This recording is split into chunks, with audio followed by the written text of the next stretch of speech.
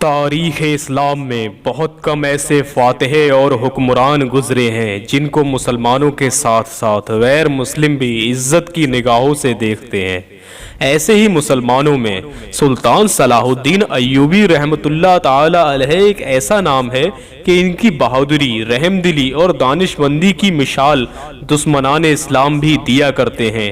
اکثر مسلمانوں نے صلاح الدین ایوبی کا نام تو ضرور سنا ہوگا، مگر افسوس بہت کم مسلمان ایسے ہیں جو اسلام کے اس مجاہد کے بارے میں جانتے ہوں گے، کیونکہ آج کا مسلمان اسلام کے ہیرو سے زیادہ بالی ووڈ، ہالی ووڈ کے ہیرو کے بارے میں جاننے کی زیادہ کوشش اور دلچسپی رکھتا ہے۔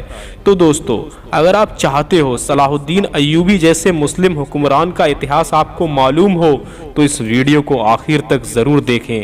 ان کا پورا نام سلطان صلاح الدین یوسف بن ایوب تھا۔ یہ 1138 عیسوی میں موجودہ عراق کے تکرت شہر میں پیدا ہوئے۔ ان کی سلطنت کو ایوبی سلطنت کہا جاتا ہے۔ ان کی موجودگی میں مسلمانوں نے مصر، شام، سیریا، عراق، یمن وغیرہ ملکوں کو فتح کیا۔ اسلام میں سلطان صلاح الدین ایوبی کا اتنا اونچا مقام اس لیے ہے کیونکہ یہ وہی مجاہد ہے جنہوں نے ظالم عیسائیوں سے مسلمانوں کے بیت المقدس کو فتح کیا تھا، اس لیے انہیں فاتح بیت المقدس بھی کہا جاتا ہے۔ دوستو، سلطان صلاح الدین ایوبی کے بارے میں جاننے کے لیے پہلے ہمیں اتہاس میں تھوڑا پیچھے جانا پڑے گا۔ 634 عیسوی سے 645 عیسوی میں حضرت عمر رضی اللہ تعالی عنہ کی خلافت میں مسلمانوں نے سیریا اور مصر کو فتح کر لیا تھا۔ اس سمے سب سے بڑی فتح تھی بیت المقدس کی فتح۔ پھر سلجوقی سلطنت جب کمزور پڑنے لگی تو مسلمان چھوٹی چھوٹی حکومتوں میں بٹ گئے، جس کا فائدہ اٹھا عیسائیوں نے بیت المقدس مسلمانوں کے ہاتھوں سے چھین لیا۔ مسلمانوں کے ہارنے کی بڑی وجہ یہ تھی کہ وہ کئی فرقوں میں بٹ چکے تھے۔ سن 1099 میں عیسائیوں نے فلسطین کے ساتھ بیت المقدس پر بھی قبضہ کر لیا اور مسلمانوں کے ساتھ ظلم کی حدیں پار کر ڈالی۔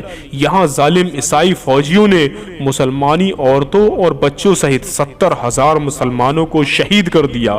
پورا فلسطین مسلمانوں کے خون سے لال ہو چکا تھا۔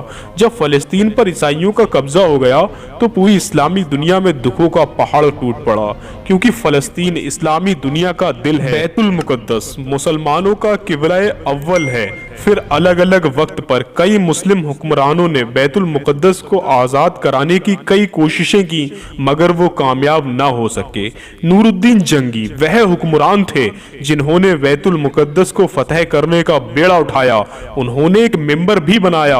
ان کی خواہش تھی کہ بیت المقدس کی فتح کے بعد مسجد اقصی میں اپنے ہاتھ سے یہ ممبر لگاؤں، مگر اللہ کو یہ منظور نہ تھا۔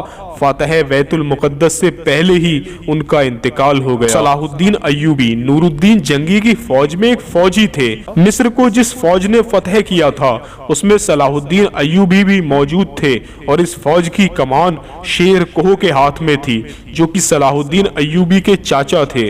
مصر فتح ہونے کے بعد 1164 عیسوی میں سلطان صلاح الدین ایوبی کو ان کی بہادری اور تیز ذہنیت کو دیکھتے ہوئے مصر کا گورنر بنا دیا گیا۔ انہوں نے اپنی بہادری اور مندی کے بلبوتے پر اسی وقت یمن کو بھی فتح کر لیا۔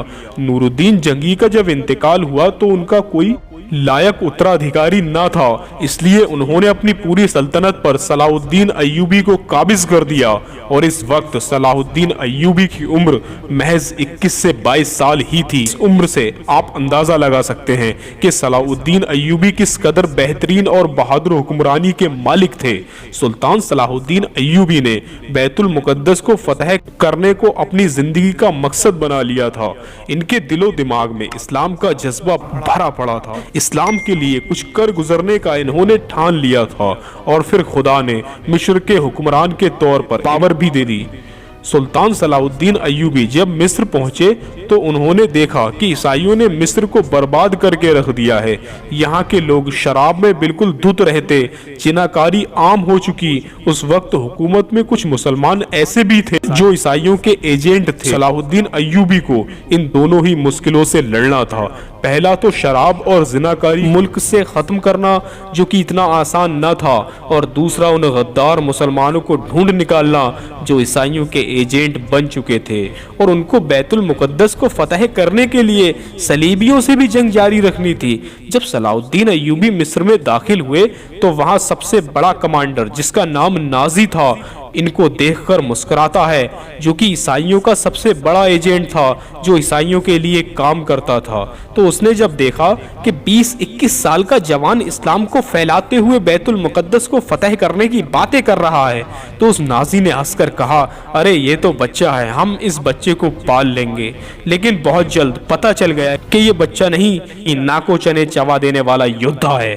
عیسائی حکمران اپنے گھر کی بیٹیوں کو یہ کہہ کر مسلموں کے پاس بھیج دیتے تھے کہ جاؤ تم اس کے ساتھ کیسے بھی کر کے زنا کرو، اس کو اپنی طرف مطمئن کرو۔ اکثر مسلمان عیسائیوں کی شیطانی سازش کا شکار ہو جاتے تھے۔ جب بیت المقدس کے عیسائیوں کو پتہ چلا صلاح الدین ایوبی نام کا جنگجو لڑکا بیت المقدس کو فتح کرنے کی باتیں کرتا ہے، تو ان عیسائیوں نے صلاح الدین ایوبی کے ساتھ بھی یہی چال چلی۔ نازی نے کئی بار الگ الگ محفلوں میں صلاح الدین ایوبی کو شراب پلانے کی کوشش کی، مگر صلاح الدین ایوبی پکے مومن تھے۔ وہ کہتے تھے کہ یہ مسلم دیس ہے، یہاں شراب پینا حرام ہے اور میں تو بالکل بھی شراب نہیں پیوں گا۔ جب نازی کو لگا کہ صلاح الدین تو شراب کو ہاتھ تک نہیں لگاتا تو اس نے لڑکی والا فارمولہ آزمایا۔ ایک رات کو نازی نے ایک خوبصورت لڑکی کو تیار کر کے صلاح الدین ایوبی پاس لا کر بولا کہ سلطان، ایک لڑکی پریشان ہے، بہت دور سے آئی ہے، وہ آپ سے ملنا چاہتی ہے۔ سلطان نے کہا کہ ٹھیک ہے بلا لو۔ نازی نے کہا نہیں سلطان، وہ اکیلے میں ہی آپ سے اپنی پریشانی بتانے کی ضد کر رہی ہے۔ سلطان مسکرائے اور ان کو اندازہ ہو گیا کہ یہ بدبخت مجھے کس سازش میں پھنسانا چاہتا ہے۔ لیکن وہ لڑکی سلطان کے پاس گئی تو سلطان نے چادر اس کو دی اور کہا اس چادر سے خود کو ڈھک لو، تو وہ لڑکی بہت شرمندہ ہوئی اور اس نے ساری سچائی سلطان کو بتا دی۔